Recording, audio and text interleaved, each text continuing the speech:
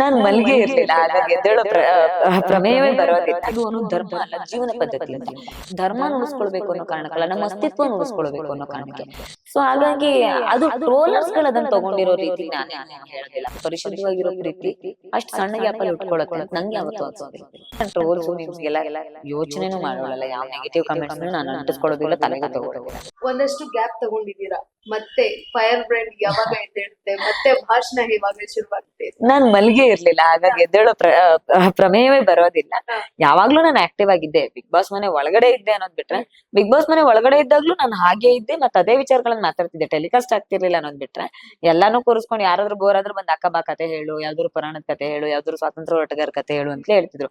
ಜೈಲಲ್ಲಿ ಕೂತ್ಕೊಂಡಿದ್ದಾಗ್ಲೂ ನಾನು ಸಾವರ್ಕರ್ ಕತೆ ಹೇಳಿದ್ದೆ, ಶಿಶಿರಣ್ಣಂಗೆ, ತ್ರಿವಿಕ್ರಮಣ್ಣಂಗೆಲ್ಲ. ತ್ರಿವಿಕ್ರಮಣ್ಣಂಗೆ, ಶಿಶಿರಣ್ಣಂಗೆ ಎಲ್ಲರಿಗೂ ಈ ದೇಶದ ಬಗ್ಗೆ, ಸಂಸ್ಕೃತಿ ಬಗ್ಗೆ, ಐಶ್ವರ್ಯ ಹತ್ರ ಬಟ್ಟೆ, ನಮ್ ಸಂಸ್ಕೃತಿ ಏನ್ ಹೇಳುತ್ತೆ, ತುಂಬಾ ಆ ತರದ ಭಾಷಣಗಳನ್ನ ಹೇಳ್ತಿದ್ದೆ. ಗೊತ್ತಾಗ್ತಿರ್ಲಿಲ್ಲ ಅಷ್ಟೇ, ಅಂದ್ರೆ ಅದು ಟೆಲಿಕಾಸ್ಟ್ ಆಗ್ತಿರ್ಲಿಲ್ಲ ಅನ್ನೋ ಕಾರಣ ಗೊತ್ತಾಗ್ತಿರ್ಲಿಲ್ಲ. ಆಗ್ಲೂ ಆ ಕೆಲಸ ಮಾಡ್ತಿದ್ದೆ. ಹೊರಗಡೆ ಬಂದ್ಮೇಲೆ ಇನ್ನಷ್ಟು ಜಾಸ್ತಿ ಮಾಡ್ತೀನಿ. ಹಿಂದೂ ಧರ್ಮ, ಸನಾತನ ಧರ್ಮ ವರ್ಷಗಳಿಂದ ಇರುವಂತದ್ದು, ಪುರಾಣದಲ್ಲಿ ಉಲ್ಲೇಖವಾಗಿರುವಂತದ್ದು. ಎಲ್ಲೋ ಒಂದ್ ಕಡೆ ಭಾಷಣ ಮಾಡುವಾಗ ಹೇಳ್ತಾ ಇರ್ತಾರೆ, ಹಿಂದೂ ಧರ್ಮನ ಉಳಿಸ್ಬೇಕು ಅಂತ. ನಮ್ಮ ಸನಾತನ ಧರ್ಮ ತುಂಬಾ ಹಳೇದು, ನಾವು ಉಳಿಸ್ಬೇಕಾ? ಅದಂದ್ರೆ ನಾವಾಗ್ಲೇ ಮುಂದೆ ಬಂದಿದೀವಿ, ಉಳಿಸೋ ಅಂತ ಅವಶ್ಯಕತೆ ಇದೆಯಾ? ನಾವ್ ಅದನ್ನ ಹೆಚ್ಚಾಗಿ ಪಸರಿಸ್ಬೇಕೆ ಹೊರತು ಉಳಿಸ್ಬೇಕು ಅಂತಾರೆ. ಆ ಬಗ್ಗೆ ನೀವ್ ಏನ್ ಹೇಳ್ತೀರಾ? ಅದೇ, ಸನಾತನ ಧರ್ಮ ಅನ್ನೋದು ಅವಿನಾಶಿ, ನಾನು ಒಪ್ಕೊಳ್ತೇನೆ. ಆದ್ರೆ ಸನಾತನ ಧರ್ಮ, ಹಿಂದೂ ಧರ್ಮ ಅನ್ನೋ ಜೀವನ ಪದ್ಧತಿ ಏನಿದೆ ಅಲ್ಲ, ಇದೊಂದು ಧರ್ಮ ಅಲ್ಲ, ಇದೊಂದು ಜೀವನ ಪದ್ಧತಿ. ಸುಪ್ರೀಂ ಕೋರ್ಟ್ ಕೂಡ ಅದನ್ನೇ ಹೇಳುತ್ತೆ, ಹಿಂದೂ ಅನ್ನೋದು ಧರ್ಮ ಅಲ್ಲ, ಜೀವನ ಪದ್ಧತಿ ಅಂತ. ಈ ಜೀವನ ಶೈಲಿಯನ್ನು ಉಳಿಸ್ಕೊಂಡು ಹೋಗ್ಬೇಕು ನಾವು. ನೀವು ಯಾವ್ದನ್ನ ಧರ್ಮ ಅಂತ ತಿಳ್ಕೊಳ್ತೀರಿ ಅಂತಂದ್ರೆ, ಈ ನೆಲದ ಸಂಸ್ಕೃತಿಯನ್ನ ಧರ್ಮ ಅಂತ ನಾವು ತಗೊಳ್ತೀವಿ. ಈ ನೆಲದ ಸಂಸ್ಕೃತಿಯ ಮೌಲ್ಯ ಎಷ್ಟು ಜನರು ಗೊತ್ತು? ಈ ಕೃಷ್ಣ ಯಾಕೆ ಹುಟ್ಟಿದ್ದ, ರಾಮ ಯಾಕೆ ಹುಟ್ಟಿದ್ದ, ರಾಮಾಯಣ ಯಾಕಾಯ್ತು, ಮಹಾಭಾರತ ಯಾಕಾಯ್ತು ಅನ್ನೋದನ್ನ ನಾವು ತಿಳಿಸಿದ್ರೆ ಮಾತ್ರ ಅದು ಉಳಿಯುತ್ತೆ. ಇಲ್ಲಾಂದ್ರೆ ಅದು ಅಲ್ಲೇ ಕಳೆದು ಹೋಗುತ್ತೆ. ಕನಿಷ್ಠ ನಾವು ಉಳಿಸ್ಕೊಳ್ಬೇಕು ಅನ್ನೋದು, ಧರ್ಮನ ಉಳಿಸ್ಕೊಳ್ಬೇಕು ಅನ್ನೋ ಕಾರಣಕ್ಕಲ್ಲ, ನಮ್ಮ ಅಸ್ತಿತ್ವನ ಉಳಿಸ್ಕೊಳ್ಬೇಕು ಅನ್ನೋ ಕಾರಣಕ್ಕೆ.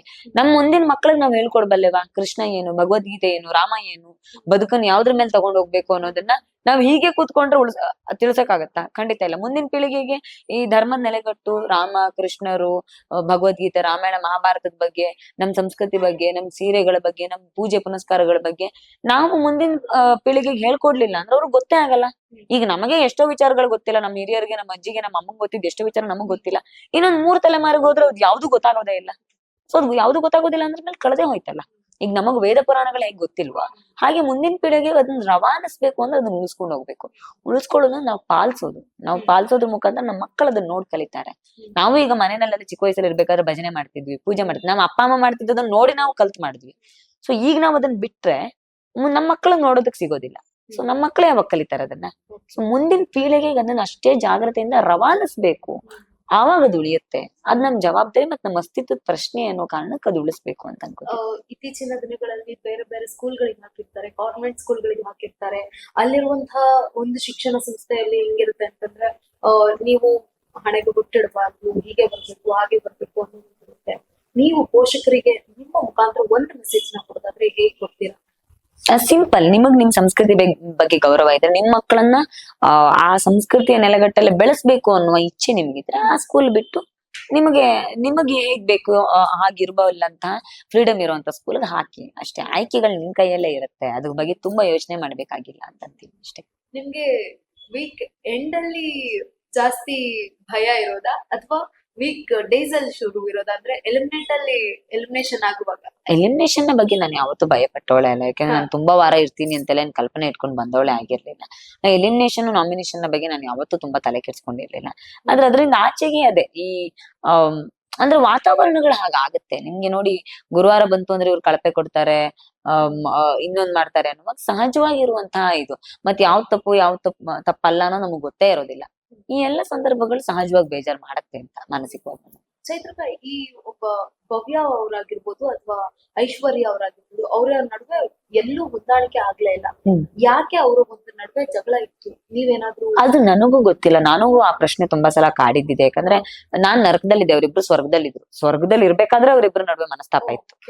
ಆ 2 ವಾರದಲ್ಲೇ ಮನಸ್ತಾಪ ಇತ್ತು. ಅದು ಯಾಕೆ ಉಟ್ಕೊಳ್ತು ಅನ್ನೋದು ಯಾರಿಗೂ ಗೊತ್ತಿಲ್ಲ. ಅದ್ ಹಾಗೆ ಬೆಳ್ಕೊಂಡ್ ಕೂಡ ಬಂತು. ಅದ್ರ ಬಗ್ಗೆ ನನಗೆ ಈಗ್ಲೂ ಗೊಂದಲ ಹಾಗೆ ಉಳ್ಕೊಂಡಿದೆ. ಎಲ್ಲೋ ಒಂದ್ ಕಡೆ ಈ ಸೋಷಿಯಲ್ ಮೀಡಿಯಾದಲ್ಲೆಲ್ಲ ನೋಡಿದಾಗ ನೀವು ಒಂದು ದೃಷ್ಟಿ ತೆಗೆದ್ರಿ ಅಂತ ನೀವು ಹೇಳಿದ್ರಿ. ಅವಾಗೆ ನಮ್ಗೆ ಗೊತ್ತಾಗಿದ್ದು ಅದು ದೃಷ್ಟಿ ತೆಗೆದುಕೊಳ್ತಾರೆ ಅಂತ. ಆ ಟ್ರೋಲ್ ಗಳನ್ನೆಲ್ಲ ನೋಡಿದಾಗ ನಿಮ್ಗೆ ಏನ್ ಅನಿಸ್ತು? ನೋಡಿದ್ರೆ ನೀವು ಹೋಗಿ? ನಾನ್ ನೋಡ್ದೆ, ಸುದೀಪ್ ಸರ್ ಕೂಡ ಹಾಕಿದ್ರು.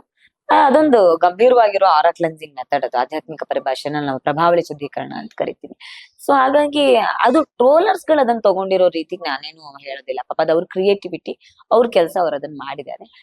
ನಾನು ಟ್ರೋಲ್ಸ್ ಮೀಮ್ಸ್ಗೆಲ್ಲ ಯೋಚನೆನೂ ಮಾಡೋಳಲ್ಲ. ಯಾವ ನೆಗೆಟಿವ್ ಕಮೆಂಟ್ಸ್ ನಾನು ಅಂಟಿಸ್ಕೊಳ್ಳೋದಿಲ್ಲ, ತಲೆಗೂ ತಗೊಳ್ಳೋದಿಲ್ಲ. ಅವ್ರ ಕೆಲಸ ಅವ್ರು ಮಾಡ್ತಾರೆ, ನನ್ ಕೆಲಸ ನಾವು ಮಾಡೋಣ ಅಷ್ಟೇ. ಪಾಸಿಟಿವ್ ಇದ್ದಾಗ ಇದೇ ಹಿಂದೂ ಧರ್ಮದ ಒಂದು ಉಳಿವಿಕೆಗಾಗಿ ಹೋರಾಡ್ತಾ ಇರುವಂತಹ ಹೋರಾಟಗಾರ್ತಿ ಅಂತ ಟ್ರೋಲ್ ಮಾಡಿದವರು ಇದ್ದಾರೆ, ನೆಗೆಟಿವ್ ಟ್ರೋಲ್ ಮಾಡಿದವರು ಇದ್ದಾರೆ. ಅಂತ ಒಂದು ಟ್ರೋಲ್ಗಳಿಗೆ ನೀವು ಕೊಟ್ಟಂತ ಉತ್ತರ ಅಂದ್ರೆ ನೋಡ್ಬಿಟ್ಟು ಸುಮ್ಮನಾಗ್ತಿದ್ರ ಅಥವಾ ಹೋಗ್ಲಿ ಬಿಡಿ? ನಾನು ತುಂಬಾ ನೋಡ್ತಾನೆ ಇರ್ಲಿಲ್ಲ. ಒಂದು ನೋಡಿದ್ರು ನನಗೇನ್ ಅದನ್ನ ತುಂಬಾ ಪ್ರಭಾವ ಬೀರ್ತಿರ್ಲಿಲ್ಲ. ಯಾಕಂದ್ರೆ ಅದನ್ನ ಗಂಭೀರ ಅಂತ ನಾನು ಯಾವತ್ತೂ ತಗೊಳ್ಳೋದಿಲ್ಲ. ನನಗೆ ನೆಗೆಟಿವ್ ಕಮೆಂಟ್ಸ್ ಗಳು ಇನ್ನಷ್ಟು ಕೆಲಸ ಮಾಡಕ್ ಎನರ್ಜಿ ಕೊಡುತ್ತೆ. ನಾನು ನಮ್ ಬಗ್ಗೆ ಯಾರೋ ಟೀಕೆ ಮಾಡ್ತಾ ಇದ್ದಾರೆ ಅಂತಂದ್ರೆ ಅವ್ರ ಎದುರುಗಡೆ ಇನ್ನಷ್ಟು ಕೆಲಸ ಮಾಡ್ಬೇಕು, ಅವ್ರನ್ನ ಇನ್ನಷ್ಟು ಉರಿಸ್ಬೇಕು ಅಂತ ನಾನು ಯಾವಾಗ್ಲೂ ಯೋಚನೆ ಮಾಡ್ತೀನಿ. ಅದಾಗ ನಂಗೆ ಅದು ನನ್ ಕೆಲ್ಸದ ಮೇಲೆ ಯಾವತ್ತೂ ಪರಿಣಾಮ ಬೀರೋದೇ ಇಲ್ಲ ಅಂತ. ಜಗದೀಶ್ ಸರ್ದು ಮತ್ತೆ ನಿಮ್ದು ಒಂದು ಟ್ರೋಲ್ ಆಗಿತ್ತು. ಕಣ್ಣು ಹೌದೌದು. ಏನು ಪಾರ್ಥ ಕೆಂಗಣ್ಣಿನಿಂದ ನೋಡಿ ನೀ ನನ್ನ ಗೆಲ್ಲಲಾರೆ ಅನ್ನೋದೆಲ್ಲ ಹಾಕ್ಬಿಟ್ಟಿದ್ರು. ಓಹೋ, ಹೌದಾ? ಟ್ರೋಲ್ ಗಳನ್ನೆಲ್ಲ ಗಮನಿಸಿದಾಗ ಇಷ್ಟೊಂದು ಇದಿತ್ತ ಹೌದು, ಆಶ್ಚರ್ಯ ಆಗಿದ್ದಿದೆ. ಹೊರಗಡೆ ಬಂದ್ಮೇಲೆ ಅದ್ರ ಮೇಲೆ ಆಗಿರೋ ಸಾಂಗ್ಗಳು, ಆ ಟ್ರೋಲ್ಸ್ ಎಲ್ಲ ನೋಡಿ ನಿಜವಾಗ್ಲೂ ಶಾಕ್ ಆಗಿದ್ದೀನಿ. ಬಟ್ ಖುಷಿ ಆಗತ್ತೆ ಅದನ್ನ ನೋಡಿದಾಗ ಅಷ್ಟೇ. ಸುದೀಪ್ ಸರ್ ಇಂದಲ್ಲ ಎಷ್ಟು ಕಷ್ಟ ಆಗಿತ್ತು ಅಂತ? ಅಂದ್ರೆ ಅದೇ, ಎಲ್ಲೋ ಒಂದ್ ಕಡೆ ನಿಮ್ಗೆ ಒಂದಷ್ಟು ವಾರಗಳ ಕಾಲ ತನಕ ಹೋಗೋದಕ್ಕೆ, ಟಾಸ್ಕ್ ಗಳನ್ನ ಆಡೋದಕ್ಕೆ ಈ ಗುಂಪುಗಳು ಬಹಳ ಸಹಾಯ ಆಗುತ್ತೆ. ಎಲ್ಲಕ್ಕಿಂತ ಹೆಚ್ಚಾಗಿ ನಿಮ್ಗೆ ಭಾವನಾತ್ಮಕವಾಗಿ, ಮಾನಸಿಕವಾಗಿ ಯಾರೊಬ್ರು ಬೇಕಾಗತ್ತೆ ಸಮಾಧಾನ ಮಾಡೋಕೆ. ಕುಗ್ಗದಾಗ, ಈ ವೀಕೆಂಡ್ ಅಲ್ಲಿ ಸುದೀಪ್ ಸರ್ ಯಾರಿಗೂ ಬೈದಾಗ, ಅಥವಾ ಈ ಆಟದಲ್ಲಿ ಸೋತಾಗ, ಮನೆಯವ್ರ ನೆನಪಾದಾಗ, ನಿಮಗ್ ಭಾವನಾತ್ಮಕವಾಗಿ, ಮಾನಸಿಕವಾಗಿ ಯಾರೊಬ್ರು ಧೈರ್ಯ ಹೇಳೋರು, ಶಕ್ತಿ ಕೊಡೋರು ಬೇಕಾಗುತ್ತೆ. ಸೊ ಆ ತರದ ಜೋಡಿ ಎಲ್ಲಾರ್ಗೂ ಇದ್ರು. ಬಟ್ ನನಗೆಲ್ಲ ಒಂದ್ ಕಡೆ ಭಗವಂತ ಆ ಶಕ್ತಿ ನನ್ನೊಳಗೆ ನನಗ್ ಕೊಟ್ಟಿದ್ದ ಅಂತ ಅನ್ಸುತ್ತೆ. ನಾನೇ ಎಷ್ಟೇ ಬೇಜಾರಾದ್ರು, ಎಷ್ಟು ಅವಮಾನ ಆದ್ರೂ, ಅಪಮಾನ ಆದ್ರೂ ನಾನೇ ಹೋಗ್ತಿದ್ದೆ, ಕನ್ನಡಿ ಮುಂದೆ ನಿಂತ್ಕೊಳ್ತಿದ್ದೆ, ನನಗ್ ನಾನೇ ಧೈರ್ಯ ತಗೊಳ್ತಿದ್ದೆ, ನಾನೇ ಬೌನ್ಸ್ ಬ್ಯಾಕ್ ಆಗ್ತಿದ್ದೆ. ಸೊ ಆ ವಿಚಾರದಲ್ಲಿ ನನ್ನ ಆ ನಡೆಯ ಬಗ್ಗೆ ನನಗ್ ಗರ್ವ ಇದೆ. ಬರ್ಬರ್ತಾ ನೀವು ಸ್ಟ್ರಾಂಗ್ ಕಂಟೆಸ್ಟೆಂಟ್ ಅಂತ ಹೇಳ್ಬಿಟ್ಟು ಎಲ್ರು ನಿಮ್ಮನ್ನ ಟಾರ್ಗೆಟ್ ಮಾಡೋದು ಶುರು ಮಾಡಿದ್ರು. ಆ ಟಾರ್ಗೆಟ್ ನ ನೋಡಿದಾಗ ಏನ್ ಅನಿಸ್ತಿತ್ತು? ಅದೇ, ನನಗೆ ಈಗ್ಲೇ ಹೊರಗಡೆ ಬಂದ್ಮೇಲೆ ಗೊತ್ತಾಗ್ತಿರೋದು, ಜನ ಅದು ಟಾರ್ಗೆಟ್ ಅನ್ನೋದನ್ನ ಜನ ಗುರ್ತಿಸಿದ್ರು ಕೂಡ ಅನ್ನೋದು. ಸೊ ಸ್ಟ್ರಾಂಗೆಸ್ಟ್ ಕಂಟೆಸ್ಟೆಂಟ್ ಅನ್ನೋದು ಜನಕ್ಕೆ ಅರ್ಥ ಆಗಿತ್ತು ಅನ್ನೋದಿದೆಲ್ಲ ಏನೋ ಒಂದ್ ಕಡೆ ನಂಗೆ ಖುಷಿ ಇದೆ. ಸೊ ಆ ವಿಚಾರದಲ್ಲಿ ಅದೇ, ನಿಮ್ಮ ಗುಂಪು, ಟೀಮು, ಯಾರು ಜೋಡಿ ಇಲ್ಲ, ಯಾರ್ದು ನೆರಳು ಇಲ್ಲ ಅಂದಾಗ ಸಹಜವಾಗಿ ಬರುವಂತ ಆರೋಪಗಳು, ಅದನ್ನ ಎದುರಿಸಿ ನಿಂತಿದ್ದೆ ಇಷ್ಟು ವಾರ ಅನ್ನೋದೇ ನನಗೆ ಖುಷಿ. ಬಿಗ್ ಬಾಸ್ ನಲ್ಲಿ ಒಂದಷ್ಟು ಪ್ರೀತಿ ಇರುತ್ತೆ ಅನ್ನೋದು ಒಂದಿದ್ದೇ ಇರುತ್ತೆ. ಕಪಲ್ಸ್ ಆಗಿದ್ರೆ ಇರ್ತಾರೆ ಹೆಚ್ಚಿನ ದಿನ ಅಂತ ಹೇಳ್ಬಿಟ್ಟು. ಬಿಗ್ ಬಾಸ್ ಅಲ್ಲಿ ಇದ್ರ ಕಪಲ್ಸ್ ಅಂತ ಹೇಳ್ಬಿಟ್ಟು ಆತರ ಯಾರು ಇರ್ಲಿಲ್ಲ ನಾನ್ ನೋಡ್ದಾಗೆ. ಒಂದ್ ಪರಿಶುದ್ಧ ಸ್ನೇಹಿತರು, ಸ್ನೇಹ ಇಟ್ಕೊಂಡಿದ್ದಂತ ಸ್ನೇಹಿತರು ಖಂಡಿತವಾಗ್ಲೂ ಇದ್ರು. ಅದರಿಂದ ಆಚೆಗೆ ನನಗೆ ಅನ್ಸೋದಿಲ್ಲ, ಮೂರುವರೆ ತಿಂಗಳಲ್ಲಿ ಒಬ್ಬ ವ್ಯಕ್ತಿ ಮೇಲೆ ಪ್ರೀತಿ ಆಗತ್ತೆ ಅಂತ ಅನ್ಸೋದಿಲ್ಲ. ಅದು ಬಿಗ್ ಬಾಸ್ ಅಂತ ಮನೆಯ ವಾತಾವರಣದಲ್ಲಿ ಒಂದ್ ಪ್ರೀತಿ ಉಟ್ಕೊಳ್ತೆ. ಯಾಕಂದ್ರೆ ಬೆಳಗ್ಗೆ ಇದ್ರೆ ನೀವು ನಾಮಿನೇಟ್ ಮಾಡ್ಬೇಕು, ರಾತ್ರಿ ಆದ್ರೆ ಮತ್ತೆ ಅವ್ರ ಜೊತೆ ಟಾಸ್ಕ್ ಆಡ್ಬೇಕು. ಸೊ ಈ ತರದ ವಾತಾವರಣದಲ್ಲಿ ಆಟ ಆಡೋಕೆ ಅಂತ ಬಂದವ್ರ ನಡುವೆ ಆ ತರದೊಂದು ಪರಿಶುದ್ಧವಾಗಿರೋ ಪ್ರೀತಿ ಅಷ್ಟ್ ಸಣ್ಣ ಗ್ಯಾಪ್ ಅಲ್ಲಿ ಉಟ್ಕೊಳತ್ತೆ ಅಂತ ನಂಗೆ ಯಾವತ್ತೂ ಅನ್ಸೋದಿಲ್ಲ. ಬಿಗ್ ಬಾಸ್ ನಲ್ಲಿ ಇದ್ದಷ್ಟು ದಿನ ನಿಮ್ಗೆ ತುಂಬಾ ಒಂದು ಹೆಚ್ಚಾಗಿ ಖುಷಿ ಕೊಟ್ಟಂತಹ ದಿನ ಯಾವ್ದು? ನರಕದ ದಿನಗಳು ತುಂಬಾ ಖುಷಿ ಕೊಟ್ಟಿದ್ದು. ಬಿಟ್ರೆ ಅಮ್ಮ ಬಂದಿದ್ದೆ, ಅಮ್ಮ ಬಿಗ್ ಬಾಸ್ ಬಂದ ದಿನಗಳು ತುಂಬಾ ಖುಷಿ ಕೊಟ್ಟಿದ್ದು. ಸುದೀಪ್ ಸರ್ ಬಂದಾಗ ನೀವು ಕುಗ್ದಾಗ ಧೈರ್ಯ ಹೇಳಿದಂತಹ ಮಾತುಗಳು, ಈ ಒಂದು ಮೂಮೆಂಟ್ ಗಳನ್ನ ಕೇಳಿದಾಗ ಅಥವಾ ಸುದೀಪ್ ಸರ್ ನಿಮ್ಗೆ ಹೇಳಿದಂತಹ ಮಾತು ತುಂಬಾ ಇಷ್ಟ ಅಂತಂದ್ರೆ ಯಾವ್ದು? ನನಗದೇ, ನನ್ನನ್ನು ಕಳಿಸ್ಕೊಡುವಾಗ ವೆಲ್ ಪ್ಲೇಡ್ ಚೈತ್ರ ಅಂತ ಹೇಳಿ ಚಪ್ಪಾಳೆ ತಟ್ಟಿ ಕಳಿಸ್ತಾರೆ. ಯಾವ್ದೋ ಒಂದು ಕ್ಷೇತ್ರದಿಂದ ಬಂದು ನೀವು ಈ ಕ್ಷೇತ್ರದಲ್ಲಿ ನಿಂತು ಅಡ್ಜಸ್ಟ್ ಆಗಿರೋದು ಬಹಳ ವಿಶೇಷ, ತುಂಬಾ ಚೆನ್ನಾಗಿ ಆಡಿದ್ರಿ ಅಂತ ಕೂಡ ಹೇಳ್ತಾನೆ. ಸೊ ಆ ಮಾತುಗಳು ನಂಗೆ ತುಂಬಾ ವಿಶೇಷ. ಅನ್ಕೊಂಡಿದ್ರ ನಾವು ಸ್ಯಾಂಡಲ್ವುಡ್ ಕರ್ಣ ಅಂತ ಕೂಡ ಕರಿತೀವಿ, ಕೃಷ್ಣ ಅಂತ ಕರಿತೀವಿ, ಅವರು ಬಂದು ನಿಮ್ಗೆ ಸಮಾಧಾನ ಮಾಡಿ ಕಣ್ಣೀರನ್ನ ಒರೆಸ್ತಾರೆ, ಆ ಬಗ್ಗೆ ಒಂದು ತುಂಬಾ ಖುಷಿ ಇದೆ. ಅದೇ ನಾನು ಎಲ್ಲಾ ಕಡೆ ಹೇಳ್ತಿದ್ದೆ, ಒಬ್ಬ ತಂದೆ ಮಗಳನ್ನ ಮದುವೆ ಮಾಡಿ ಕಳ್ಸೋವಾಗ ತವರಿಂದ ಹೇಗ್ ಕಳಿಸ್ತಾನೆ, ಆ ಭಾವದಲ್ಲಿ ಅವ್ರು ನನ್ನನ್ನು ಕಳ್ಸಿದ್ರು ಅಂತ ಖುಷಿ ಇದೆ. ಆ ವಿಚಾರದಲ್ಲಿ ನನಗೆ ಒಂದು ಬಹುಶಃ ಎಲ್ಲರಿಗೂ ಸಿಗದೆ ಇರುವಂತ ಒಂದು ವಿಶೇಷವಾಗಿರುವಂತ ಒಂದು ಕ್ಷಣ ನನ್ನ ಪಾಲಿಗೆ ಆ ಬಿಗ್ ಬಾಸ್ ಅನ್ನೋ ವೇದಿಕೆ ಮಾಡ್ಕೊಟ್ಟಿತ್ತು ಅನ್ನೋದ್ರ ಬಗ್ಗೆ ನಂಗೆ ತುಂಬಾ ಗರ್ವ ಇದೆ. ಜಗಳ ಆಡಿದ್ರೆ ಹೆಚ್ಚು ದಿನ ಬಿಗ್ ಬಾಸ್ ಅಲ್ಲಿ ಉಳಿಯೋಕಾಗುತ್ತಾ, ಸೈಲೆಂಟ್ ಆಗಿರ್ಬೇಕಾಗ್ತಾ? ಎರಡೂ ಇರಬಾರ್ದು. ನಿಮ್ಗೋಸ್ಕರ ನೀವು ನಿಲುವುಗಳನ್ನ ತಗೊಳ್ಳೋದು, ನಿಮ್ಗೋಸ್ಕರ ನೀವು ಗಟ್ಟಿ ಧ್ವನಿ ಆಗೋದು, ತಪ್ಪು ಅಂತಂದಾಗ ಖಂಡಿಸುವಂತ ಗುಣ ಖಂಡಿತವಾಗ್ಲೂ ಎಲ್ಲರಿಗೂ ಇರ್ಬೇಕು. ಹಾಗಿದ್ದಾಗ ಮಾತ್ರ ನೀವು ಅಲ್ಲಿ ಉಳ್ಕೊಳಕ್ ಸಾಧ್ಯ ಆಗುತ್ತೆ. ಹನುಮಂತ್ ಅವರು ಹೇಳ್ತಾರೆ ಲಾಸ್ಟ್ ಇದ್ರಲ್ಲಿ, ನಾನು ಆಗ್ಲೇ ಆಟ ಶುರು ಮಾಡಿದ್ದೆ, ಗೊತ್ತಾಗಿಲ್ಲ ಅಂತ ಹೇಳ್ಬಿಟ್ಟು. ಅವರು ನಿಜವಾಗ್ಲೂ ಆಟ ಶುರು ಮಾಡಿದಾರೆ, ಮುಂಚೆಯಿಂದಾನೇ ಶುರು ಮಾಡಿದ್ರ ಅಥವಾ ಈಗ ಶುರು ಮಾಡಿದಾರ? ಇಲ್ಲ, ಹೌದು, ಮುಂಚೆನೂ ಆಟ ಆಡ್ತಿದ್ರು. ನಾನು ಹನುಮಂತು ಬಂದ್ ಮೊದಲನೇ ವಾರಕ್ಕೆ ಹೇಳಿದ್ದೆ, ಸೃಜನ್ ಸರ್ ಬಂದಿದ್ರು ಒಂದ್ ವೀಕೆಂಡ್ ಅಲ್ಲಿ.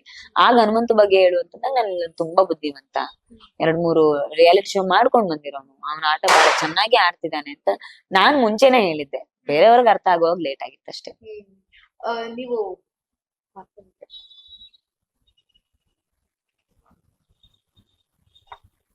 ಐಶ್ವರ್ಯ ಪಾಪ, ಐಶ್ವರ್ಯ ಅವ್ರು ಮತ್ತೆ ನಿಮ್ಮ ಬಾಂಡಿಂಗ್ ಒಂದು ತುಂಬಾ ಚೆನ್ನಾಗಿತ್ತು.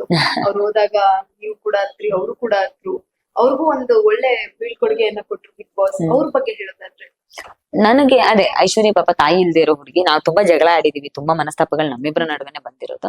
ಆದ್ರೆ ಅದರಿಂದ ಆಚೆಗೆ ಒಂದ್ ತಂದೆ ತಾಯಿ ಇಲ್ದೇ ಇರೋ ಹುಡುಗಿಗೆ ಬೇಕಾಗಿರೋದೊಂದ್ ಮಾರಲ್ ಸಪೋರ್ಟ್ ಬಹುಶಃ ನಮಗೆಲ್ಲ ಕಲ್ಪನೆನೂ ಮಾಡ್ಕೊಳ್ಲಿಕ್ ಆಗದೆ ಇರೋ ಜೀವನ ಅದು. ನನಗ್ ನಮ್ಮ ಅಮ್ಮ ಇಲ್ಲ ಅಂತಂದ್ರೆ ನಂಗೆ ಒಂದಿನಾನೂ ಇರೋದ್ ಬಹಳ ಕಷ್ಟ ಅನ್ನೋ ತರದ ಪರಿಸ್ಥಿತಿ. ಸೊ ಅಮ್ಮ ಇಲ್ಲ ಅನ್ನೋದು ಎಷ್ಟು ಕಷ್ಟ ಸಂಗತಿ ಅನ್ನೋದು ಎಲ್ಲರಿಗೂ ಗೊತ್ತಿರುತ್ತೆ. ಸೊ ಆ ವಿಚಾರದಲ್ಲಿ ನಂಗೆ ಅವಳ ಮೇಲೆ ಒಂದು ಸಹಜವಾಗಿದ್ದ ಅನುಕಂಪ ಯಾವಾಗ್ಲೂ ಇರುತ್ತೆ. ಶಿಶಿರ್ ಸರ್ ಮತ್ತೆ ನೀವು ಇಬ್ರು ಒಟ್ಟಾಗಿ ಒಂದು ಮುತ್ತಣ್ಣ ಆ ಒಂದು ವಿಡಿಯೋನ ನೋಡಿದ ತಕ್ಷಣ ಎಲ್ರು ಕಣ್ಣು ತುಂಬಿಕೊಳ್ತು. ಆ ಒಂದು ಹಾಡಿನ ಬಗ್ಗೆ ಆಗಿರ್ಬೋದು ಅಥವಾ ಶಿಶಿರ್ ಸರ್ ಮತ್ತೆ ನಿಮ್ಮ ಗಲಾಟೆ ಆಗಿರುತ್ತೆ, ನೆಕ್ಸ್ಟ್ ಡೇಗೆ ಮತ್ತೆ ಹೊಂದಾಣಿಕೆ ಆಗಿರುತ್ತೆ, ಅದು ಹೇಗಿತ್ತು? ನನ್ಗೆ ಯಾವಾಗ್ಲೂ ಖುಷಿ ಇದೆ. ಶಿಶಿರಣ್ಣಂಗ್ ನಾನು ಅಣ್ಣ ಅನ್ನೋ ಸ್ಥಾನನ ಬಹಳ ಹೃದಯಪೂರ್ವಕವಾಗಿ ಕೊಟ್ಟಿದ್ದು. ಸೊ ಅದನ್ನ ಉಳಿಸ್ಕೊಳ್ಳೋದು ಬೆಳೆಸ್ಕೊಳ್ಳೋದು ಇಬ್ಬರದು ಜವಾಬ್ದಾರಿ. ಆ ನಿಟ್ಟಲ್ಲಿ ಆ ಕ್ಷಣ ಕೂಡ ಬಹಳ ವಿಶೇಷವಾಗಿತ್ತು ನನಗೆ. ಅದೇ, ನೀವ್ ಎಷ್ಟೇ ಬೈರಿ, ಏನೇ ಮಾಡಿ, ಎಷ್ಟೇ ಕಿತ್ತಾಡಿ, ಸೊ ನಾನ್ ಸರಿ ಇದೀನಿ ಅಂತ ಅನ್ಸ್ಕೊಂಡಾಗ ಭಗವಂತ ಒಂದಲ್ಲ ಒಂದ್ ಅವಕಾಶ ಕೊಡ್ತಾನೆ ಎಲ್ಲರಿಗೂ ಅಂತ ಹೇಳ್ತಾರೆ. ಸೊ ಆ ರೀತಿಯಲ್ಲಿ ಅವ್ರಿಗೂ ಆಮೇಲೆ ಅರ್ಥ ಆಯ್ತು, ಇಲ್ಲ ಅವಳು ಉದ್ದೇಶಪೂರ್ವಕವಾಗಿ ಏನು ಮಾಡಿದ್ದಲ್ಲ ಸೊ ಅನ್ನೋದು ಅವ್ರಿಗೂ ಅರ್ಥ ಆಗಿರುತ್ತೆ. ಮತ್ತೆ ಅದ್ರ ನಂತರ ಬಹಳ ಚೆನ್ನಾಗಿತ್ತು, ಅದು ತುಂಬಾ ಅದ್ಭುತವಾಗಿ ಹೋಯ್ತು ಕೂಡ. ಅದು ಬಹಳ ಖುಷಿ ಕೊಟ್ಟ ಕ್ಷಣಗಳು ನನಗೆ. ನಿಮ್ಮ ಪರ್ಸನಲ್ ಲೈಫ್ ಈಗ ಹೇಗಿದೆ ಅಕ್ಕ? ಚೆನ್ನಾಗಿದೆ, ತುಂಬಾ ಚೆನ್ನಾಗಿದೆ. ಮನೆ, ಕುಟುಂಬ, ಫ್ಯಾಮಿಲಿಯವ್ರು ಯಾವಾಗ್ಲೂ ನನ್ಗೆ ಬ್ಯಾಕ್ ಬೋನ್ ಆಗಿದ್ರು. ಸೊ ಒಂದು ಸಂತೃಪ್ತ, ಒಂದು ಕಂಪ್ಲೀಟ್ ಅಂತ ಅನ್ಸ್ಕೊಳ್ಬಹುದಾದ ಬದುಕನ್ನು ಭಗವಂತ ನನಗೆ ಕೊಟ್ಟಿದ್ದಾನೆ. ಆ ವಿಚಾರದಲ್ಲಿ ನಾನು ಅದೃಷ್ಟವಂತೆ. ಶಿಕ್ಷಣ ಇತ್ತು, ಭಗವಂತ ಆರೋಗ್ಯ ಕೊಟ್ಟ, ಯಾವುದೇ ಕುಂದುಕೊರತೆಗಳನ್ನ ಕೊಡ್ಲಿಲ್ಲ.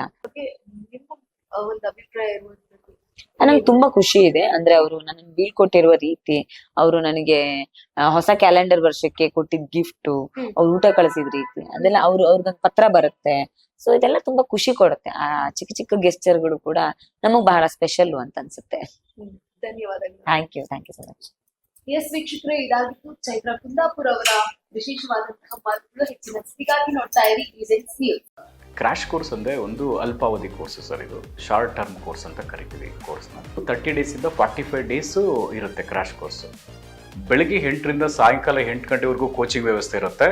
ಪ್ರತಿ ಸಬ್ಜೆಕ್ಟು ಅಂದರೆ ಫಿಸಿಕ್ಸ್, ಕೆಮಿಸ್ಟ್ರಿ, ಬಾಟ್ನಿ, ಝುವಾಲಜಿ ಪ್ರತಿ ಸಬ್ಜೆಕ್ಟು ಕೂಡ 1.5 ಅವರ್ ಟೀಚಿಂಗ್ ಮಾಡ್ತೀವಿ, 90 ಮಿನಿಟ್ಸು. ಮತ್ತು ಡೈಲಿ ಟೆಸ್ಟು ಕೂಡ ನಾವು ಕಂಡಕ್ಟ್ ಮಾಡ್ತೀವಿ ಪ್ರತಿದಿನನೂ. ಎಕ್ಸೆಲ್ ಅಕಾಡೆಮಿಯಿಂದ ನಾವು ಏನು ಮಾಡ್ತೀವಿ, ಕಾನ್ಸೆಪ್ಟ್ ಮಾತ್ರನೇ ಹೇಳ್ಕೊಡ್ತೀವಿ. ನೀಟಿಗೆ ಬರೋ ಕಾನ್ಸೆಪ್ಟು, CETಗೆ ಬರೋ ಕಾನ್ಸೆಪ್ಟೇ ಹೇಳ್ಕೊಡ್ತೀವಿ ಆ 45 ದಿನದಲ್ಲಿ. ಅನ್ವಾಂಟೆಡ್ ಅವರಿಗೆ ಚಾಪ್ಟರ್ಸ್ನ ನಾವು ಓದಿಸಲ್ಲ. ಸೊ ಅದರಿಂದ ಏನಾಗುತ್ತೆ, 45 ದಿನದಲ್ಲಿ ಸಕ್ಸಸ್ ರೇಟು ಜಾಸ್ತಿ ಆಗುತ್ತೆ. ಯಾರು ಸಿಂಗಲ್ ಪೇರೆಂಟ್ಸ್ ಇದ್ದಾರೆ ಅಂಥ ಒಂದು ಮಕ್ಕಳಿಗೆ ನಾವು ಖಂಡಿತ ಫೀಸಸ್ಸಲ್ಲಿ ರಿಯಾಯಿತಿ ಇರುತ್ತೆ. ಆ ಒಂದು ಮಕ್ಕಳಿಗೆ ಖಂಡಿತ ನಾವು ಫೀಸಸ್ಸಲ್ಲಿ, ಮತ್ತು ಮೆರಿಟೋರಿಯಸ್ ಮಕ್ಕಳಿಗೆ ನಾವು ಫೀಸಸ್ಸಲ್ಲಿ ರಿಯಾಯಿತಿ ಕೊಡ್ತೀವಿ. ನಿಮ್ಮ ತಂದೆ ತಾಯಿ ಏನು ಆಸೆ ಇಟ್ಕೊಂಡಿರ್ತಾರೋ ಆ ಆಸೆ ಪ್ರಕಾರ ನೀವು ಕೂಡ ಕೈ ಜೋಡಿಸ್ಬೇಕಾಗುತ್ತೆ. ನಾವು ಕೂಡ ನಮ್ಮ ಫ್ಯಾಕಲ್ಟೀಸಿಂದ, ನಮ್ಮ ಕಡೆಯಿಂದ ಒಳ್ಳೆ ಒಂದು ಕೋಚಿಂಗ್ ಕೊಟ್ಟು ನಾವು ಒಳ್ಳೆ ರ್ಯಾಂಕ್ ತೆಗ್ಸೋಕ್ಕೆ ನಾವು ಕೂಡ ನಿಮ್ಮ ಜೊತೆ ನಾವು ಇರ್ತೀವಿ.